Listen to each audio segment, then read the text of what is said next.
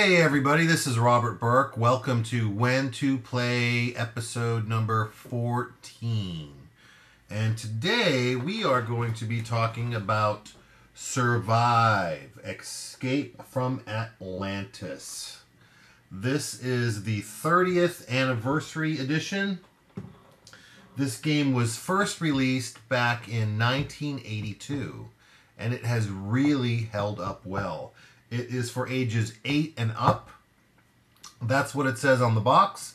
I think you can play it with children younger than that. My son was playing this at 6 years old, and he's 7 now, and he loves this game, and he's pretty much an expert at it at 7. So I think you can play this with kids younger than 7. It's for 2 to 4 players, and it takes only about 45 minutes to an hour to play. So this is really in a sweet spot as far as the length goes, and it's almost in the sweet spot for family games. Great game for families, and I think it's ranked actually pretty high on Board Game Geek as far as its family game. It's ranked number 18 as a family game on Board Game Geek and number 154 overall. So that's pretty high ranking for a 30-year-old game. Now, the game is very interesting thematically. It is about Atlantis. You are on Atlantis or an island, and it is sinking into the sea, and you have a bunch of survivors on the island. And your survivors are different colors, and they're little plastic meeples. But on the bottoms of these, there are numbers, and that's how many points this survivor is worth at the end of the game. If you get the survivor to safety off the island before it sinks, then you gain those points that are on the bottom. So at the beginning of the game, you're going to place these survivors. So let me show you the board really quick. It's a fairly nice board. It is the ocean, and in the corners here you'll see that you have these are where you want to get your survivors. If you can get them onto these islands in the corners, then you have saved them and you're going to score points. Now in the beginning of the game, you are going to set up tiles randomly to build the island that eventually sinks into the ocean. So each turn you're going to be removing tiles, so the spaces where your people can be is going to get smaller and smaller as the game goes on. So once you set up all these tiles, every tile has a different special ability or something bad is going to happen when you remove a tile. So on your turn, you're going to get to remove one tile from the board, and you're going to be removing tiles where other players have their survivors, right? Because once you remove it, they fall into the ocean and are now swimming. And there's all kinds of nasty things that can be in the ocean that you can attack other players with. But this tile, for example, lets you, that's a green tile, so you've got to play this immediately. That means you would put a shark in that space where that tile was removed from. So if there was a guy on top of this, the tile would be removed, the guy would fall in the ocean, you would put the shark down, this guy's dead. Anytime a shark comes into the same space as a swimmer, the swimmer is eaten by the shark and out of the game. So this player would have lost 5 points. So the point values, you've got a bunch of 1s, you've got 2s, 3s, 4s, a 5, and a 6 values for your different survivors. So you're going to place them down in order one at a time on a different hex on the board, and then they're going to be taken away as the game goes on. But you've got to remember where your high value survivors were placed. So it's got like a memory element to it. Some people like that, some people hate it. Some people actually play the game where every survivor is worth the same. It doesn't make sense that some survivors are worth more. Other people say, yes, it does make sense because my number 6 is the mayor, and my number 5 is the assistant mayor, and the 1s are just deckhands, so they're placing values on those survivors, and you've got to remember who is who. I like it. right? Because it adds a little bit more tension to the game. You especially remember who your 6 and 5 are. I think if you do that, you're going to be in a much better position. So you're really trying to make sure that you save the high value survivors. You don't care about the lower value survivors because you're going to lose people when you play this game. But you're also trying to determine for your opponents who their high value survivors are, and you're trying to take them out. So there's a lot of ways you can take them out. Before I get into the nasty elements, let me just kind of go through a turn order and survive for you. So the first phase of the game, you're going to place down tiles randomly to create the island.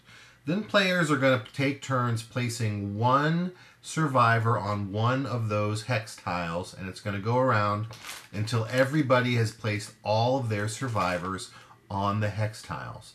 You can only place it on a hex tile that is not occupied by somebody else. So one survivor per hex tile. Now the hex tiles are going to start disappearing in order. The beach tiles are going to disappear first, followed by the little thicker forest tiles, and then finally the mountain tiles are going to go last. So you need to think about that when you're placing your survivors out on the board. You want to put them on the mountain tiles first because they're going to have the longest amount of time to survive before the mountain tiles start disappearing. Then the forests, and then the beaches, right? The beaches are your last option because right at the first turn, people can start taking beach tiles away. And again, if they take yours away, then you're in the water and you're going to be moving slower and you're going to be susceptible to sharks and sea monsters and all kinds of nasty stuff. So that's something to consider. But also, you want to consider how close do you want to be to the islands, right? Usually the beach tiles can be closer to the islands, so that's another thing you need to consider. If I'm in the middle of the island, I'm going to have to move a lot further before I can actually get in the water and get to an island to safety.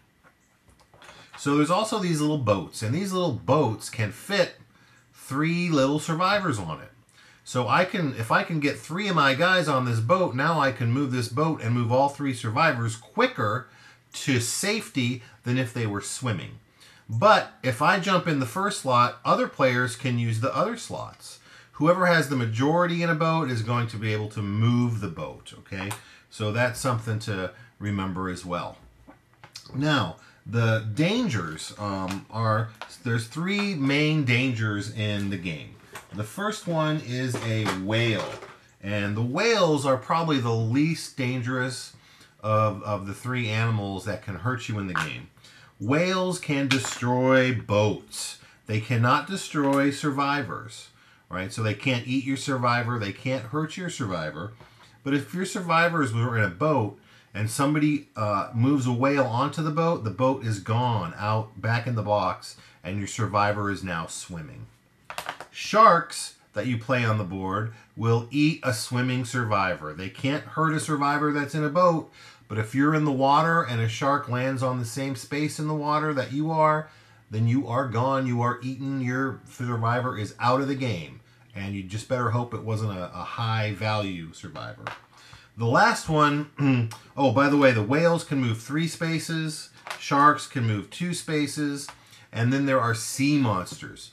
These can only move 1 space. However, they will destroy boats and people.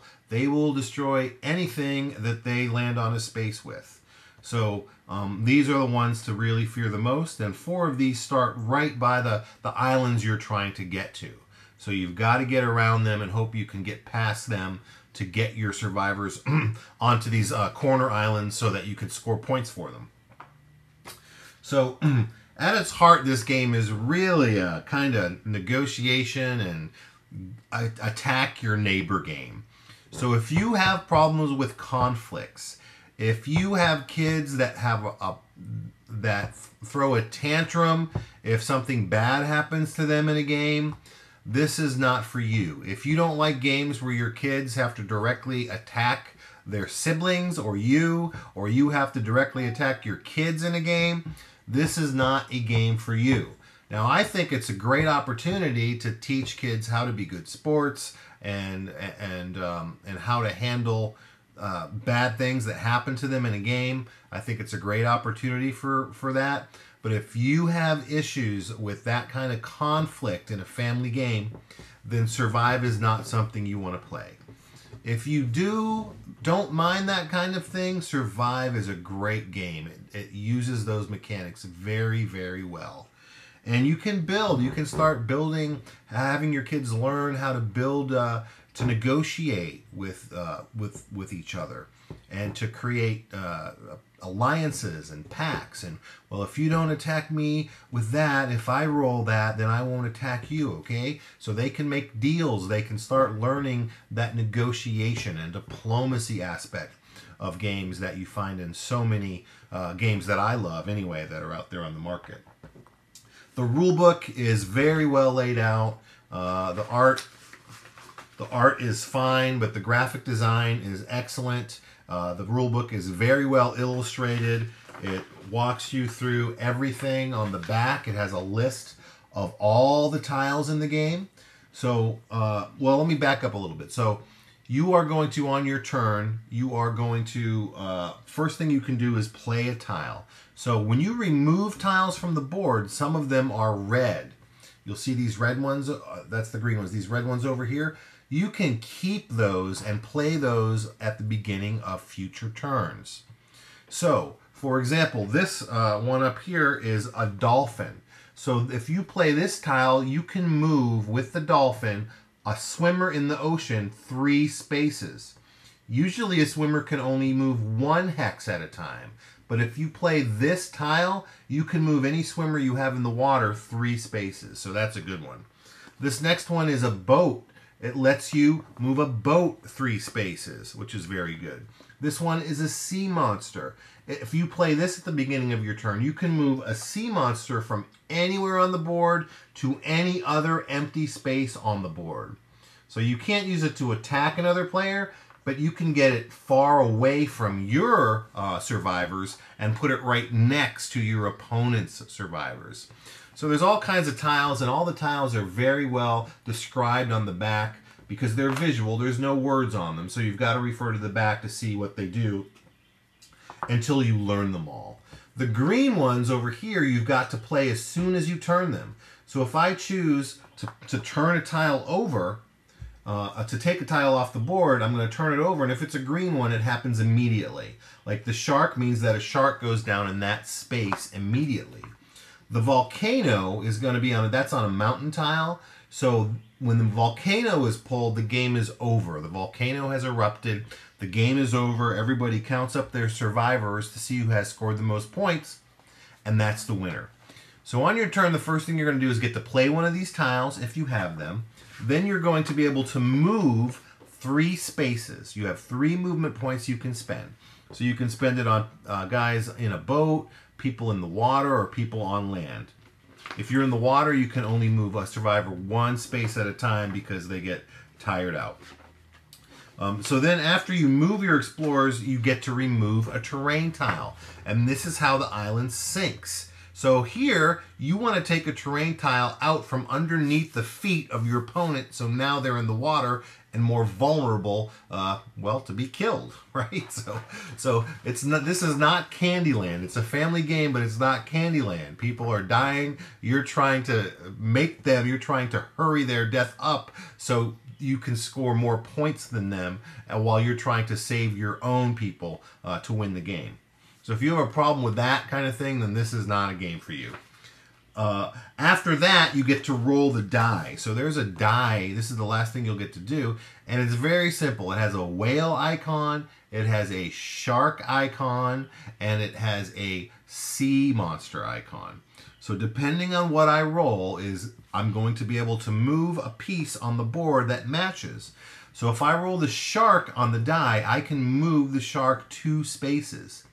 So obviously here, I want to move the shark, if I can, to a space where there's a survivor of one of my opponents. When I do that, that survivor is eaten and out of the game. So I just prevented somebody else from scoring points. Same thing with the sea monster. But if you roll the sea monster, you can only move the sea monster 1 space, but it will kill every survivor on that space, and it will destroy any boat on that space. And like I said earlier, the whale will just destroy boats. So rolling the die is a way for you to either move dangerous creatures away from your survivors, if you want to play more nicely, or a way for you to use them to destroy your opponents, if you want to play more meanly. So, and the board is good too. It shows you where the sea monsters start. It's got the movement of each of the different creatures on the board. So it's very easy to pick up. It's very easy to play. The rules make sense. You just follow those steps, right? You play a tile, step 1, and it's all right in the book. You move your explorers or ships, step 2. You remove a terrain tile, step 3. And you roll the die, step 4. And that's it. You're trying to get more survivors to the island than your opponents, but that's not the end. You've got to make sure you move your high value explorers, because it's not how many survivors you move to safety. It's the total value of those survivors that will win you the game. So, Survive, Escape from Atlantis is a great family game. Make no mistake, it is a vicious game. It can be a very vicious game. But as a parent, you have the opportunity to move the game in the direction that you want it to move without being obvious. So that's a good thing, right? That having that option is great, because having a board game night with your family is a way for you to create memories and to have fun and to spend time together. And even though this is a vicious game that can leave kids in tears, you as a parent have opportunities to make it go the direction that you want it to go. So that's a good thing. Now, if you play it straight up with everybody who's really trying, it can be very fun and very chaotic. But it's a very random game, right? There is a little bit of tactics there. There's a tiny bit of strategy. But really it comes down to the rolls, what you get to roll. And it comes down to the tiles, how they're placed, and where you are when those tiles happen to be taken out from under you. So a lot of it is very luck driven, but I don't think that's a bad thing. And in a family game like this, it works very well. That's why it's been around for 30 years, and that's why it's done so well, I think. But let's see what people have said about Survive on Board Game Geek. So, as usual, there's people who've rated the game very low, and there's people who've rated it very high. So, here's one that says Ross rated it a 2, which is very bad. Said, after one play, I won't ever play this again. Too long for how utterly chaotic it is. And the decision of who to mess with is so arbitrary. Well, Ross, it's definitely chaotic and it's definitely random. But the decision to who to mess with is not arbitrary. I don't think Ross is playing the game right? So if you are not taking advantage of the opportunity to negotiate and talk and interact with the other players, if you're not making deals, then you're not getting the most out of this game. If you're just randomly selecting who to attack, or if people are, or you just think people are just all randomly attacking you, you need to step up your diplomacy game a little bit. So I don't think Ross is quite playing it too good. And the fact that Ross won't play it again after just one play, that's not, I know there's all games we've played one time and we said, that's just not my game, I should never play it again. But you should really always give any game a second chance or a third chance with a different group of people, with a different attitude, right? Or maybe with a different strategy. A lot of the times it's your strategy that makes a game not as fun as it should have been. For Survive, you have to have a lighthearted attitude, right? It's about having fun. It's about trying to save your people, but not always being able to save them. If you're playing this just to compete and to win, then you're going down the wrong road. This is a game to have fun with, as most board games are. So on the other side, we've got a bunch of 10s. Scott says, cutthroat, deadly short. So we have one person that said it was too long, and now on the other side, somebody says it's short. And it is short, 45 minutes to an hour. That's pretty short for a game like this. But he says, Scott says, cutthroat, deadly short, with lots of surprises around every corner.